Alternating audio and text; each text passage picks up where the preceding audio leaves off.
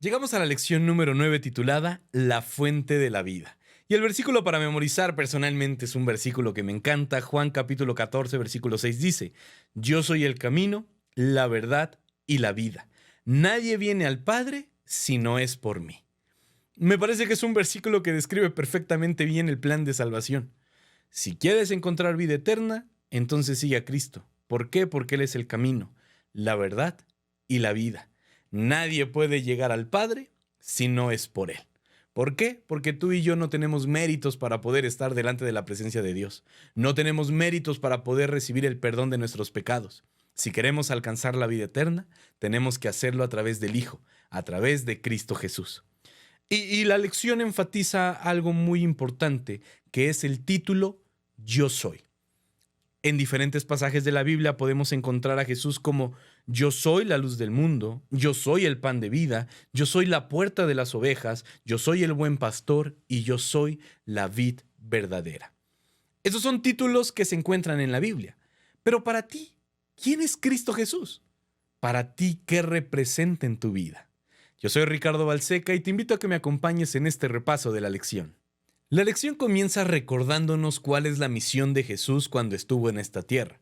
Y la lección nos invita a poder leer el libro de Juan capítulo 1 versículo 29, donde se describe primero: He aquí el Cordero de Dios que quita el pecado del mundo. Punto número 1, la misión de Cristo Jesús: quitar el pecado del mundo. ¿Y cómo quitaría el pecado del mundo? Bueno, tú ya lo sabes, con el sacrificio. ¿Cuál sería ese sacrificio? El sacrificio vicario, que con su vida Él entonces estaría lavando los pecados del mundo con su sangre preciosa. Esto lo podemos corroborar un poquito más a través de los simbolismos que veíamos en el tabernáculo, en el altar de sacrificio, pero esa ya es otra historia que después platicaremos. Juan capítulo 3, versículo 16: para que todo aquel que en él crea no se pierda, mas tenga vida eterna. Punto número 2, ¿cuál es la misión de Cristo Jesús? Salvar a la humanidad, para que todo aquel que en él crea no se pierda, mas tenga vida eterna. Y si vamos más adelante, Juan 6:40, 10:10, 12:27, vamos a llegar a la misma conclusión en todos estos pasajes. La misión de Cristo Jesús es dar vida eterna y que en su nombre encontremos la resurrección. Y me encanta cómo lo describe al final Juan 10:10, porque al final es dar vida, pero dar vida en abundancia. Dios quiere bendecirnos de diferentes maneras, pero para que eso pueda ser una realidad en nuestra vida, tenemos que acercarnos a Él. Hemos estudiado diferentes lecciones y todas redundan en lo mismo: para que tú y yo podamos tener vida eterna, tener vida en abundancia, para que podamos vivir la resurrección y vivir con Cristo por la eternidad, tenemos que creer en Dios. Tenemos que creer en Cristo Jesús. No somos salvos por nuestros méritos, no somos salvos por creer en nosotros, somos salvos únicamente por la gracia de Cristo Jesús. Y precisamente hablando de esta situación que es creer, existen dos caminos: decido creer o decido no creer. ¿En qué camino te encuentras tú? ¿Has tomado la decisión de creer en Cristo o de avanzar por tus propios méritos, de sentirte autosuficiente? ¿En qué lado te encuentras tú? Juan capítulo 6, versículos 61 al 68 enfatizan dos puntos importantes. El primero: desde entonces, muchos de sus discípulos volvieron atrás. ¿Qué había sucedido? Bueno, discurso por parte de Jesús, algunas declaraciones fuertes, y desde entonces, muchos de sus discípulos, me encanta cómo lo describe Juan, porque dice: a ver, estas personas no eran desconocidos, no eran nuevos, eran discípulos. Pero a pesar de que ya habían pasado tiempo con Jesús, a pesar de que ya habían estado cerca de Él, visto sus milagros, escuchado su doctrina, muchos decidieron volver atrás. Y esto me pone a pensar en la cantidad de hermanos, o tal vez en nosotros mismos, que nos encontramos tal vez en esta misma situación. Muchos discípulos, muchos que ya se habían bautizado, muchos que ya habían tomado la fe de Jesús, muchos que ya habían estudiado las doctrinas, las creencias, decidieron dejarlo atrás, decidieron apartarse, decidieron ya no caminar con Él. ¿No te parece algo familiar a lo que sucede hoy en día? Y después de esto, de que muchos discípulos deciden volver atrás, dejar a Cristo, entonces Jesús va con los 12 discípulos y les pregunta, ¿ustedes también quieren irse? Y la respuesta de Simón Pedro es una respuesta que me encanta. Ya la hemos analizado en otra lección, pero Simón dice, Señor, ¿a quién iremos? Tú tienes palabras de vida. Y esa vida es una vida eterna. No solamente tiene implicaciones terrenales, no solo tiene implicaciones para lo que vivimos hoy en día, sino que es vida eterna. Y bajo este concepto, haciéndote reflexionar un poco en lo que te decía de esas personas que aceptan a Cristo, toman la fe de Jesús, se bautizan, pero por alguna razón deciden volverse atrás, yo quiero que tú también hagas la misma pregunta y te la hagas personalmente. ¿A quién iremos si no es a Cristo Jesús? ¿Quién más puede darnos la paz que necesitamos?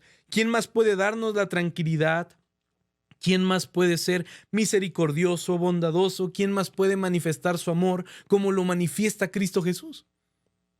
Solamente en Él encontramos la vida eterna. Por eso, recordando el versículo para memorizar, yo soy el camino, la verdad y la vida. ¿A quién iremos? Solo podemos ir a Cristo Jesús. Y más adelante en la misma lección, en el día lunes, nos lleva a reflexionar en algo. ¿Qué es la vida eterna? ¿Cómo podemos recibir la vida eterna? Bueno, si tú pensabas que la vida eterna era algo, déjame decirte que más bien la vida eterna es alguien. ¿Y quién es ese alguien? Cristo Jesús. Cristo Jesús es la vida eterna. No es algo que podamos ir a comprar a la tienda o a la farmacia o en un consultorio médico. La única forma de encontrar la vida eterna es a través de Cristo Jesús. Y para que yo tenga la vida eterna a través de Cristo Jesús, yo tengo que aceptarlo a Él en mi vida. En otras palabras y más sencillo, yo no me voy a salvar por mis buenas obras. Yo no me voy a salvar por ser moreno, por ser blanco, por ser alto, por ser chaparrito. Yo no me voy a salvar por dar donaciones. Yo no me voy a salvar por haber hecho actos de caridad a las personas. Yo me voy a salvar por aceptar a Cristo Jesús. Es la única forma por la que yo me puedo salvar. Sí, todo lo que te mencioné anteriormente es importante, por supuesto. Refleja que has aceptado a Cristo Jesús. Pero eso no te salva. Solamente son una consecuencia de haber aceptado a Cristo Jesús. Y vamos más adelante en la lección porque nos lleva al libro de Juan capítulo 1 versículos 12 y 13. ¿Qué pasos se describen aquí para poder llegar a ser hijo de Dios? Es muy sencillo. El único paso, y reiterando lo que venimos diciendo, la única forma de ser llamados hijos de Dios es creyendo en Cristo Jesús. Aquí hay un tema muy interesante que creo que a veces se ha polemizado y la gente dice, a ver, ¿todos somos hijos de Dios? ¿Sí o no? ¿Tú qué piensas? ¿Todos somos hijos de Dios? Si fuera así, entonces estamos diciendo que todos creen en Dios. Porque para poder ser hijo de Dios, necesitamos creer en Él. Cuando tú crees en Él, automáticamente te vuelves un hijo de Dios. Ahora, la situación se compleja más. ¿Todos somos creación de Dios? ¿Tú qué opinas? Sí, ¿verdad? Todos somos criaturas de Dios, somos creación de Dios. Pero el hecho de ser creación de Dios no significa que seamos hijos de Dios. Y aquí es donde se pone interesante, porque a ver, ¿todos reciben bendiciones por parte de Dios? ¿Tú qué opinas? ¿Podemos decir que la bendición de la vida? Sí, todos los que están con vida reciben esa bendición. La bendición del sol, incluso de la lluvia, ¿todos la reciben? Sí, porque Dios es benevolente, es misericordioso. Pero de ahí a ser todos llamados hijos de Dios, hay una gran diferencia. Para que yo pueda ser llamado un hijo de Dios, necesito creer en Cristo Jesús.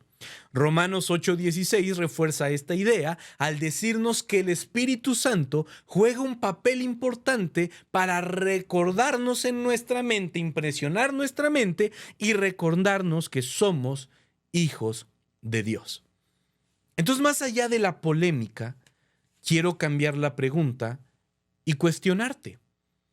Si tú eres hijo de Dios, si tú has aceptado a Cristo Jesús, si tú crees en Él, te pregunto, ¿vives a la altura de un hijo de Dios? Recuerda lo que dice la Biblia. Ahora sois príncipes, real sacerdocio.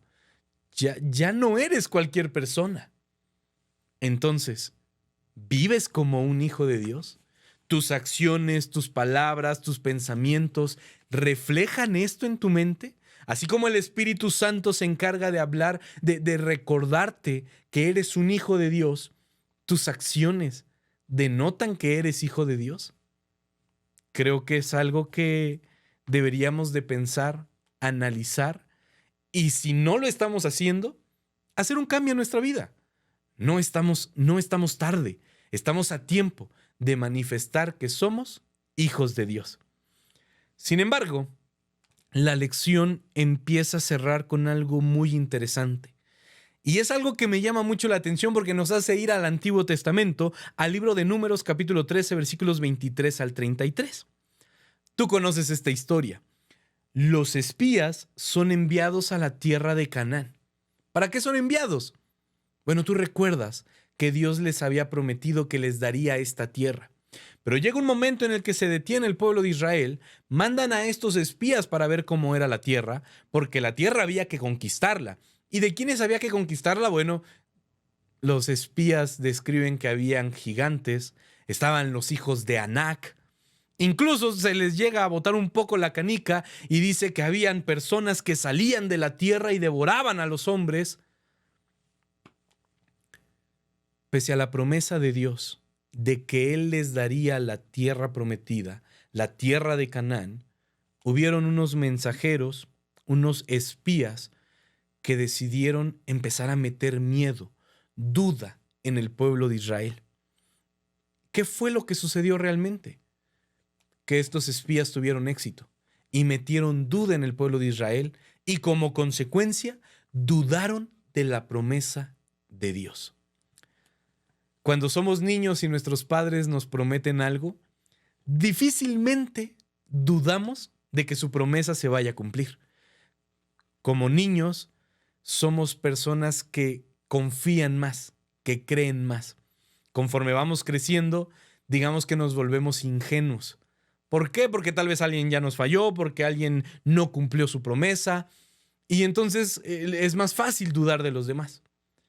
Pero el pueblo de Israel, ¿en qué momento no recibió los cumplimientos de las promesas de Dios?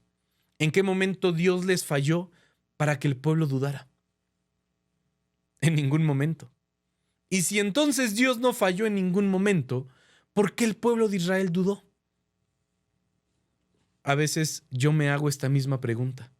¿Por qué si Dios ha manifestado su poder en tu vida, si Dios lo ha manifestado en mi vida, por qué cuando la cosa se pone complicada, se pone difícil, por qué dudamos? Si la promesa de la Biblia es: he aquí yo estoy con vosotros todos los días, no te abandonaré, no te desampararé, si cuido a los pajaritos, cuidaré también de ti, no te faltará nada porque yo soy tu creador, soy tu sustentador. ¿Por qué si encontramos tantas promesas en la Biblia, por qué dudamos? El pueblo de Israel dudó. Pero hubo una declaración por parte de Josué que a mí me encanta, porque la Biblia describe en el libro de Números que ante estas dudas del pueblo de Israel, ante los comentarios de los espías, entonces Josué levanta la voz y dice: a ver, párenle a su tren, párenle a su tráiler, a su camión, porque Jehová está con nosotros. Vayamos y conquistaremos la tierra. ¿Por qué? Versículo 30 dice: más podremos nosotros que ellos. Pero Josué, ¿de qué estás hablando si allá hay gigantes? Sí, pero Jehová está con nosotros. Pero Josué, ¿de qué me estás hablando si allí están los hijos de Anac? Sí, pero Jehová está con nosotros. Pero ¿por qué me pides que guarde el sábado si al guardarlo me van a despedir del trabajo? Sí, pero Jehová estará con nosotros. Pero ¿cómo me dices que confíe cuando la enfermedad que tiene mi familiar o cuando la enfermedad que tengo yo parece ser terminal? Sí, pero Jehová estará con nosotros. Y así como Dios cumplió sus promesas con el pueblo de Israel, porque al final tú conoces la historia, al final el pueblo de Israel termina poseyendo la tierra prometida, la tierra de Canaán. ¿Por qué? No por los méritos de Josué, no por los méritos de Caleb, sino porque Dios estaba con ellos. Y yo no sé si hoy te encuentras pasando por un problema, por una situación adversa, por algo que te causa debilidad, que te causa dudas, así como con el pueblo de Israel que dudaron. Hoy quiero decirte lo mismo que dijo Josué. Jehová estará con nosotros y más podremos nosotros que ese problema que estamos atravesando. Sé que la vida del cristiano no es fácil. Sé que hay muchas pruebas, sé que hay muchas complicaciones, pero te puedo garantizar que en medio del caos no estamos solos. Nos acompaña el camino, la verdad y la vida. Cristo marcha enfrente de nosotros y Él te liberará de cualquier problema y situación que estés viviendo. Lo único que tenemos que hacer es creer en Él, confiar y Él hará. Y muy probablemente tú me escuchas y eres padre de familia, eres madre de familia, y yo estoy seguro que tú has hecho hasta lo imposible por tus hijos. Si tú, siendo humano, pecador, haces todo por tus hijos, ¿no crees acaso que Dios también en su omnipotencia, en su divinidad, no hará todo también por nosotros que somos sus hijos? Aquí la pregunta ya no es ¿qué hará Dios por nosotros?, sino más bien, ¿realmente crees en Dios Padre y que tú eres su hijo? Si así es, entonces podemos vivir tranquilos, porque Él peleará por nosotros. Y llegamos a la conclusión de esta semana, de esta lección número 9, porque al final la lección nos recuerda algo muy importante. Hay un conflicto cósmico, un conflicto donde el carácter de Dios está en tela de juicio. Muchos ángeles, por las dudas que metió Satanás, comenzaron a cuestionarse: ¿realmente Dios es bueno? ¿No será que es un tirano? ¿Y cuál será la forma de que en este juicio, en este dilema cósmico, los demás seres de otros mundos, los mismos ángeles, cómo podrán corroborar la veracidad del carácter de Cristo? Apocalipsis lo describe y dice que nosotros serviremos como un instrumento para limpiar el nombre de Cristo Jesús. Qué tremendo privilegio tenemos, que nuestra vida sea un testimonio de que el carácter de Dios es perfecto. ¿Y cómo funciona esto? Bueno, todos nosotros seremos pasados por un juicio celestial, por un juicio, y en ese juicio seremos condenados o seremos salvos. Si somos condenados, es por una sencilla razón: porque decidimos no creer en Cristo Jesús. Si somos salvos, también será por una razón: porque decidimos creer en Cristo Jesús. Entonces, el privilegio que tenemos de poder dar testimonio del carácter de Cristo ya no parte de nosotros, sino que demuestra que la paga del pecado es muerte, mas la dádiva de Dios, que es en Cristo Jesús, es vida eterna. Esa dádiva, ese regalo inmerecido, ese regalo que en ningún sentido merecíamos, es la dádiva de Dios. La dádiva es Cristo Jesús, y Él vino a morir a esta tierra para darnos vida eterna. Si queremos salir bien librados del juicio, solamente tenemos que creer en Cristo Jesús. A lo largo de mi vida he escuchado infinidad de personas que dicen: es que yo le tengo mucho miedo al juicio final. Le tengo mucho miedo a la hora de que se han abierto los libros y vean mis pecados y yo no puedo encontrar salvación. Si tu pensamiento es de miedo, es porque no has confiado en Cristo Jesús. Es porque no has decidido confiar plenamente en Él. Porque si tú crees en Él, su sangre limpia tus pecados. Al haber entrado incluso a la pila bautismal, tus pecados fueron perdonados. Y si después de eso seguiste pecando por X o por Y razón, basta solo pedir perdón, un arrepentimiento genuino para salir bien librado del juicio final. ¿Habrá una condenación? Sí, sí es cierto. Elena G. de White describe que el lago de fuego solamente fue creado para Satanás y sus ángeles. ¿Por qué? Porque Satanás ya no va a aceptar a Cristo como su Salvador, porque ya no va a creer en Él como necesita creerse. El mayor costo del libre albedrío es que muchas almas se perderán porque decidirán, a causa del libre albedrío, no creer en Cristo Jesús. Dios no quiere que nadie se pierda. Dios quiere que todos procedamos al arrepentimiento. Y la única forma de hacerlo es a través de Cristo Jesús. Acéptalo en tu vida, confía en Él, cree en Él y saldremos bien librados del juicio final. Y la mejor forma de hacerlo, de conocer a Cristo, de poder confiar en Él, lo encontramos en Mateo capítulo 4, versículos 1 al 4. ¿Qué estaba sucediendo en este momento? Bueno, termino con esto. Jesús es tentado por Satanás en el desierto.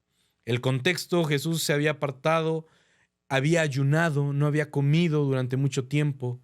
Y en ese momento Satanás se le presenta y le dice: bueno, si tú eres el Hijo de Dios, entonces convierte estas piedras en pan. Aliméntate, tienes el poder de hacerlo. Sin embargo, me encanta la respuesta de Jesús que dice: escrito está. Punto número 1. Jesús conocía la Biblia. Jesús conocía las Escrituras, las escudriñaba, las analizaba. Y entonces dice: escrito está, no solo de pan vivirá el hombre, sino de toda palabra que sale de la boca de Dios. Es cierto, el alimento físico es importante sin duda alguna, por supuesto. Para que este cuerpo pueda funcionar, pueda trabajar, hay que comer, hay que alimentarse. Pero para que mi vida espiritual pueda tener un buen funcionamiento, necesito escudriñar la Biblia. Así como cuando tienes hambre y no has comido, te empieza a doler la cabeza, te pones de malas. Ojalá que así fuera con el estudio de la Biblia. Si por alguna razón estudiaste en la mañana, en la tarde, y que tú digas: ay, como que algo me falta, no puedo seguir mi día si no he escudriñado la Biblia. La Biblia es la forma de conocer a Cristo. Y como hemos visto en las diferentes lecciones, la Biblia es la forma de corroborar que todo lo que Jesús ha dicho tiene un cumplimiento, que todas las profecías se han cumplido y que solo estamos esperando el cumplimiento de su segunda venida. No solo de pan vivirá el hombre, sino de toda palabra que sale de la boca de Dios. Mi deseo, mi querido amigo, es que juntos podamos escudriñar la Biblia, podamos analizarla, podamos hacerla parte de nuestra vida y entonces conocer más a fondo a Jesús. ¿Y quién es Jesús? El versículo para memorizarlo dice: Jesús es el camino, Jesús es la verdad, Jesús es la vida, Jesús es la forma de llegar al Padre. Jesús es la forma de encontrar vida eterna. Jesús es la forma de vivir con Él por la eternidad. Entreguemos nuestra vida a Cristo, confiemos en Él y, como dice Pablo, puestos los ojos en Cristo Jesús, el autor y consumador de la fe. Que el Señor te bendiga.